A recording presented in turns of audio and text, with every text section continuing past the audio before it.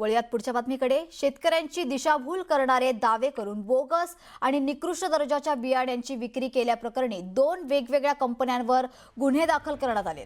यामध्ये जालन्यातील Booster Plant Genetics Private Limited आणि मध्य प्रदेशातील रवी सीड्स या कंपन्यांचा समावेश आहे। शनिवारी रात्री 11:30 वाजण्याच्या सुमारास ही कारवाई करण्यात आली आहे। बदनापूर तालुक्यातील गेवराई बाजार इथल्या booster Plant Genetics Private limited विरुद्ध MIDC पोलीस ठाण्यात तर मध्य प्रदेशातील रवी सीड्स कंपनी विरुद्ध सिटी कोतवाली पोलीस ठाण्यात गुन्हा दाखल करण्यात आला आहे।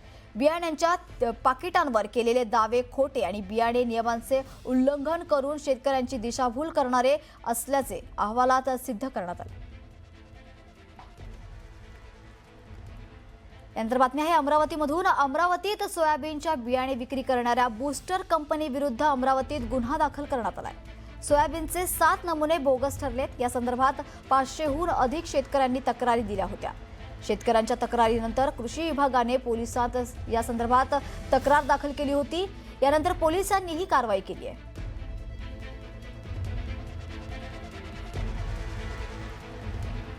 बातमी आहे हिंगोलीतून। हिंगोलीच्या सेनगाव तालुक्यातील वरुड संबंध इथल्या शेतकऱ्यांनी शेतात पेरलेले सोयाबीनचं बियाणं उगवलं नसल्यानं शेतकरी अडचणीत सापडलाय।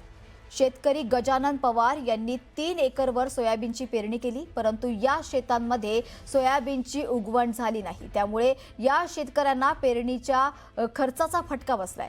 बोगस बियाणांमुळे शेतकऱ्यांवर दुबार पेरणीचं संकट आलंय। 3 एकरात आम्ही पेरणी केलेली आहे होती पहिली, आणि आता ही डबल पेरणी केलेली आहे। त्याच्यामुळे मालविका कंपनीचं बियाण पेरलं होतं आम्ही, आणि कोणीही सुद्धा आलं नाही पाहायला। हे आपल्या दुकानदाराकडे गेलं तर दुकानदार म्हणतात आम्हाला काही घेणं देणं नाही। त्याच्यामुळे कृषी खात्याने याच्याकडे लक्ष द्यायला पाहिजे।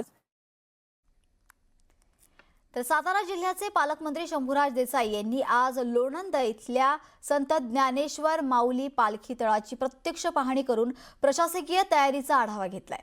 आगामी 15 जुलै रोजी माऊलींच्या पालखीचे जिल्ह्यात आगमन होत असून वारकऱ्यांच्या सुविधेसाठी पाणी, स्वच्छता, आरोग्य आणि विजेचे चोख नियोजन करण्याचे निर्देश त्यांनी दिलेत। यावेळी पाऊस पडण्याची शक्यता गृहीत धरून प्रशासनाने पर्यायी निवासाची व्यवस्था करावी, तसेच गर्दीत हुल्लडबाजी करणाऱ्यांवर कडक कारवाई करण्याचे आदेशही त्यांनी पोलिसांना दिलेत। या पाहणी दौऱ्याप्रसंगी जिल्हा प्रशासनातील वरिष्ठ अधिकारी आणि स्थानिक लोकप्रतिनिधी मोठ्या संख्येने उपस्थित होते।